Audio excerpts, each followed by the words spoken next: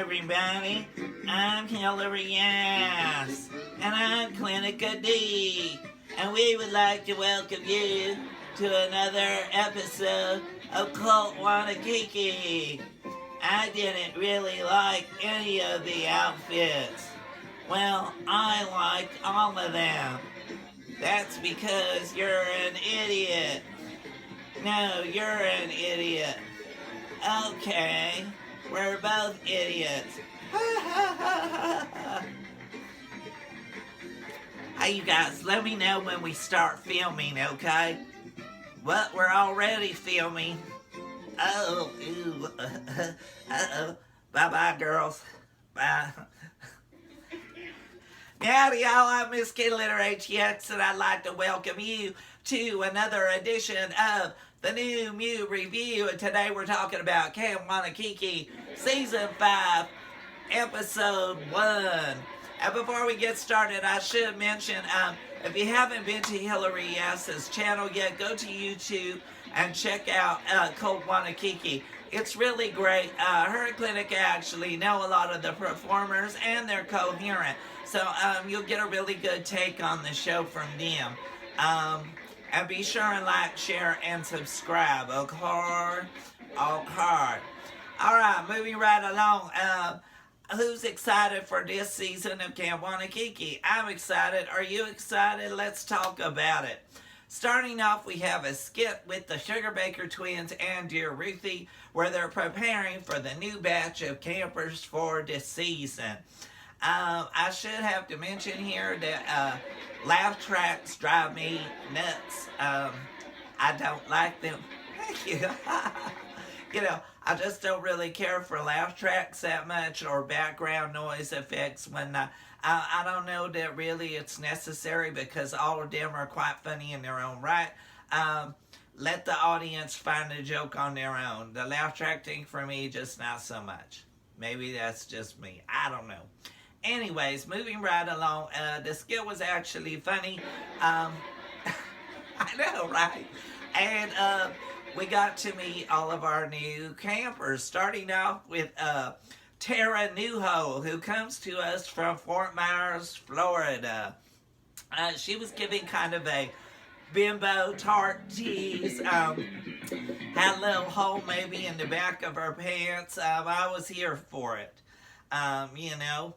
Next off, we had Girl Haggard, who's from Long Beach, California, home of one of the Hamburger Mary's chains with the famous Jules Long Beach out there. I actually got to meet Girl at Austin International Drag Fest, and let me tell you that they are just plumb loco, y'all. Crazy as a bat, and I just can't wait to see what they bring to this competition.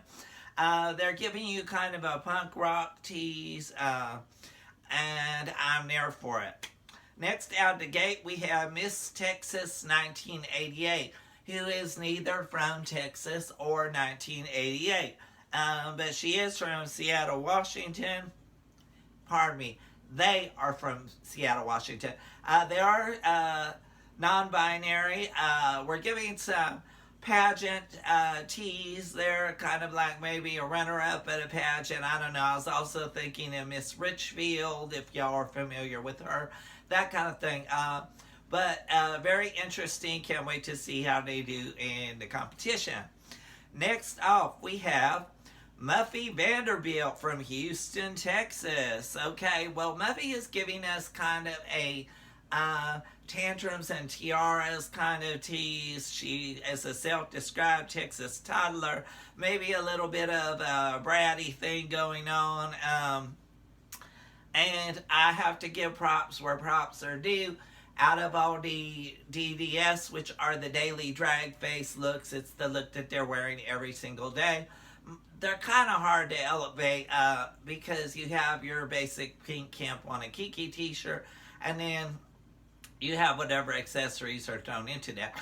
She actually took it to the next level by actually making the t-shirt into a corset. We were told on our season that we were not allowed to alter the t-shirts anyway. I'm glad to see they've relaxed that rule because it allows for that kind of creativity. And I was here for it. It took it into fashion, okay? So it was very cute. Next off, we have Avery Goodname from Philly, Pennsylvania. And girl, I cannot get past the breastplate. It's just huge. It's out to here. Uh, but obviously, there's some comic chops going on there. They have me laughing quite a bit throughout this episode.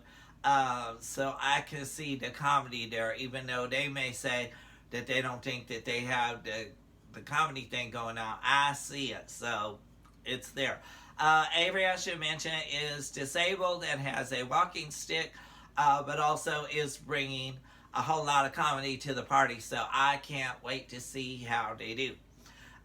Next out, we have Jacqueline Gill. Jacqueline Gill is from Milwaukee, Wisconsin, and I have to go on record as saying I have my first croc spotting of the season because she was wearing those Crocs. She was giving, because she's from Milwaukee, there was a whole tribute in her daily drag look to Milwaukee with maybe a cow print and a little cheddar cheese kind of cowboy hat, the yellow Crocs. I see what you're going for there. Maybe even some cheese curds somewhere. I don't know. But yeah, Jacqueline performs regularly, I believe, at Hamburger Mary's. If not the show director, she's certainly a big part of things going on there. So we expect exciting things from them. Next off, we have Dixie Crystals. Dixie Crystals comes to us from Denver, Colorado. And I already had a sense of kinship for this one because they are self-described as an older drag performer. And being somebody of a certain years, I know that there is that bar or whatever, and I hope that they not only go over it, but just exceed all over the place. She's giving me kind of a truck stop waitress look, was what I was seeing, very southern, very cute. I'm liking it. Next out, we have Riley Poppy Seed. I got to meet this drag king at Austin International Drag Fest when they were auditioning for the show. And when I tell you, the personality is just all over the place. So good. And I mean that the best way. Also, I just have to say here, they had this accent that kept coming and going, this very proper British accent, that kind of came and then it was gone. I laughed a lot. I just thought it was funny, a good touch. So interested to see what they bring. Next off, we have Dee Dee Comes Well from Kansas City, Missouri. Also somebody who kind of accentuated their Camp Wannakiki t-shirt. I noticed the little sleeves thing going on here. Very retro, giving me kind of a 60s housewife tease. I'm all about the vintage, so I'm here for that. Next up, last but certainly not least, we had Rita Taro. Rita Taro comes to us from Chicago, Illinois, and to me, she was giving me kind of a goth witch look, if you will. The black and white, I know we shouldn't compare, but kind of actually reminded me a little bit of Clinica, just because. But then later in the episode, I saw her step out of that into some other things. Very creative. I'm kind of looking forward to seeing what they bring this season. All right, at this point, the campers were divided up into two teams, the red team and the blue team, to do their challenges. And we got our first real good sighting of Ranger Danger set to porno music. Ranger Danger, I don't know if y'all know this, but in real life is an aerialist. There was one point in the show where he was kind of dangling from a rope. I was hoping to see a little more of the aerial thing happening. But that being said, they're a very talented performer, so this gentleman is somebody to look out for. Some of the lines during the challenges, I have to admit, were kind of meow, meow, meow around the house for me. They didn't seem too challenging, but I don't think that's the point. The point is to show how they work together as a team, who's taking leadership roles, who's kind of following along, are they playing well together. So I think they succeeded in that. Lines that made me laugh was I was at red E when somebody had pulled one of the balls out of the bag. And also Log Cabin Republic Queen made me laugh a lot. Okay, so their first challenge, they had to swing from this rope, like a tree rope kind of thing, and land on a hoop. Yeah, it was that. Then their second challenge was they had to stomp the balloons that were tied to the other contestants' legs. And there was that. Like I said, the challenges are not, they're not jumping out of helicopters or eating tarantulas or whatever, but I think for this show that they're doing what needs to be done. Anyways, while this was going on, one-liners were flying around and puns like ninja stars all over the place. And when that was all said and done, it was announced that it was going to be time for the talent show. This is my favorite portion of the show because we get to see what everybody is bringing to the runway. And for this episode, they were asked to bring their interpretation or their best interpretation of what camp drag means to them. And so for this, it's kind of hard for me to judge because on the real, that's their opinions and their ideas about what camp is. So it's not for me to tell them what their idea, whether their ideas are correct or not. Everybody has their own opinion. So I can only say what I see in terms of were they already establishing a character or something. And this is not the show. I don't do clips here because of all the YouTube copyright nonsense. I can't be bothered. I already got blocked on Instagrams, so I'm trying not to step on all my social media platforms. So if you want to see what they actually wore, you go watch the episode on Out TV, come back, we compare notes. For the talent show, the Sugar Baker twins came out first, showing their net worth in butterfly looks. I was immediately thinking of Asia O'Hara, I think, from Drag Race, when she tossed them butterflies out, hoping that they were going to just fly majestically out into the air, and then they were dead and just kind of fell on stage. It was funny. Not saying that the Sugar Bakers were dead on stage. It's just, that's where the butterfly thing took me. Actually, I thought the looks were very cute and well put together. First to the runway, contestant-wise, we had Jacqueline Jill. Jacqueline Jill was showing us like a glamour, famous swimsuit kind of look. And I was here for it. I thought it was glamorous.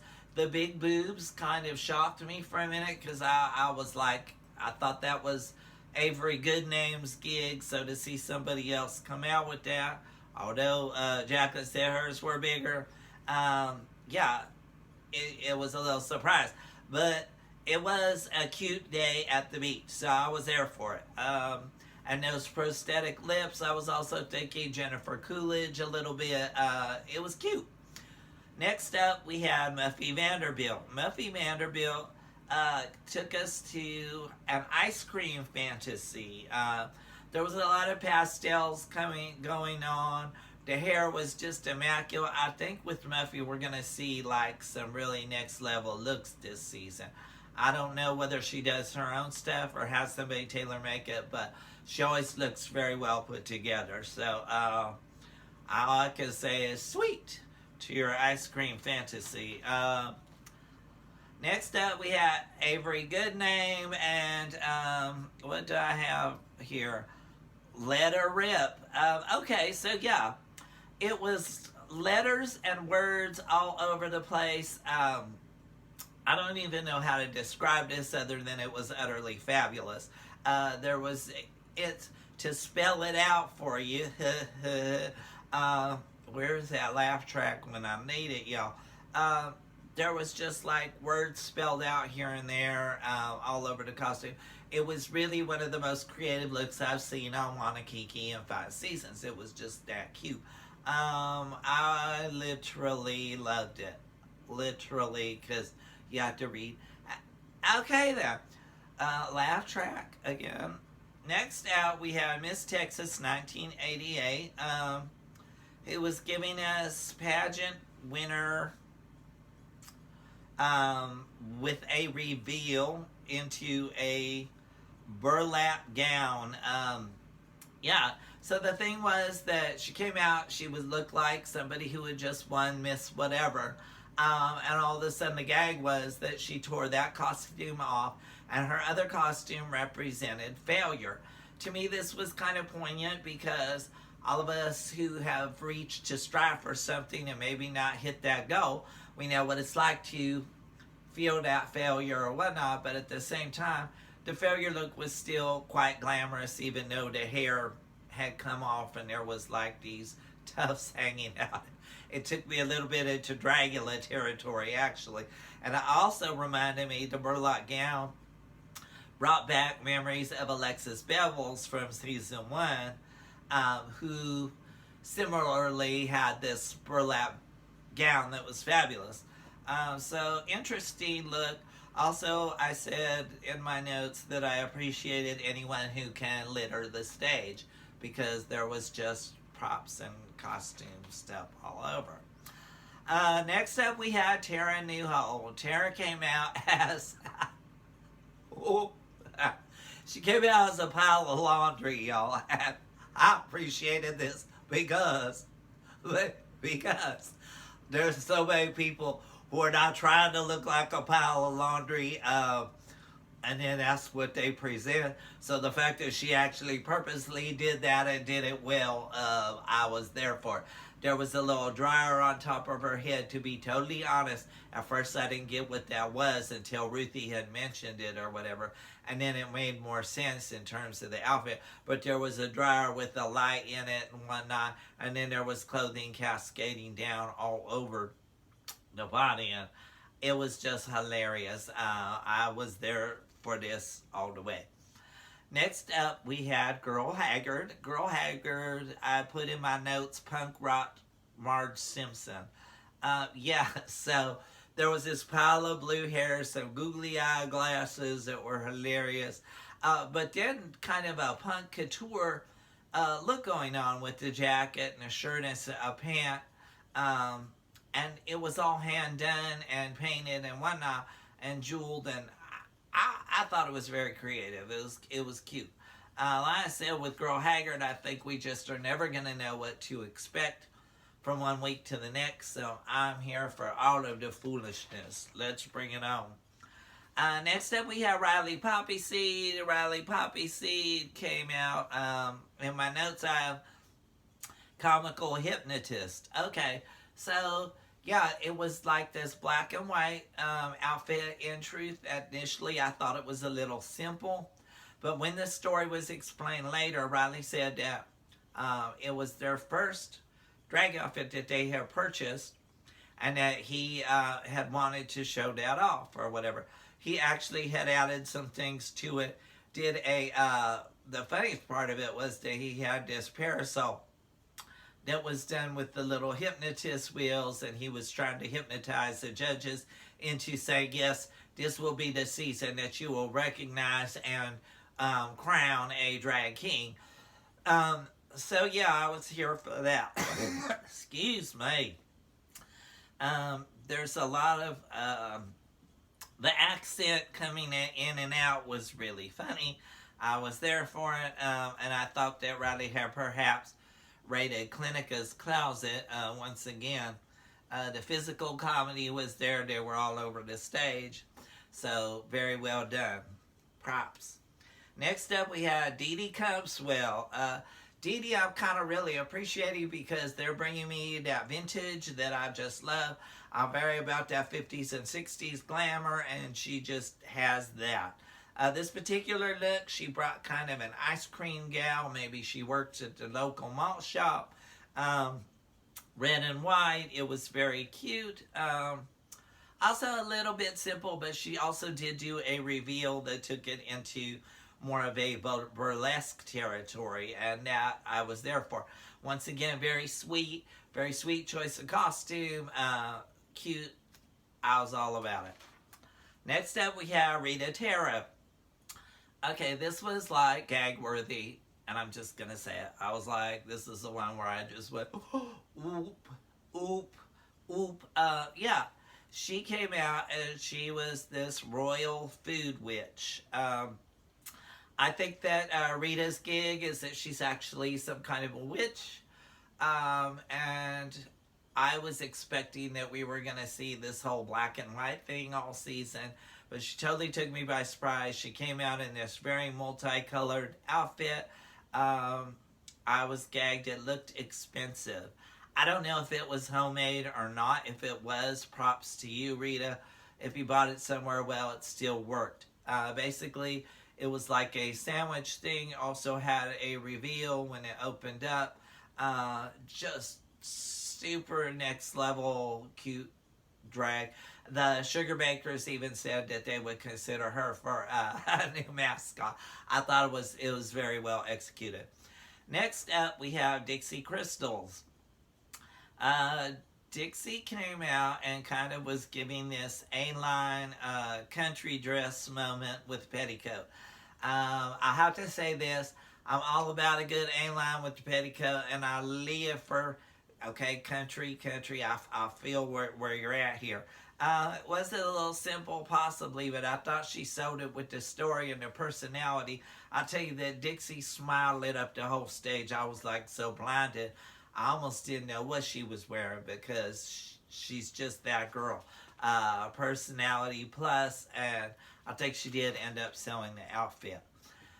When all was said and done, because this is a two-part episode, and they still have more challenges to go for their Squirrel Friends badge, nobody was going to get sent home. However, there was a top three. The top three were in this order. We had Miss Texas 1988, Rita Taro, and Avery Goodname. I thought those were all fair choices. Would I switch one or two of them? I don't know. I think that they were right. At any rate, let me know what you think in the comments section. The season's just kicking off, and already we've got some strong contenders going on, y'all. I think it's going to be an exciting one to watch, and I thank you and appreciate you tuning in to my channel to see what nonsense I'm putting out there. Don't forget to like, share, and subscribe, Miss Kitty Litter ATX. Before I forget, follow all these performers on their social medias. Be sure and look up the Sugar Baker's new song, Don't Worry, Be Campy. I think I may have a cameo in there. It's a blink or you'll miss it, but you know, is what it is. It's a really cute song, and I'm here for it. What do you guys think about this episode? Did you love it? Are you gagging? Who are you rooting for? Let me know in the comment section. And as always, we thank you for joining us on the New Mew Review, and we hope you come back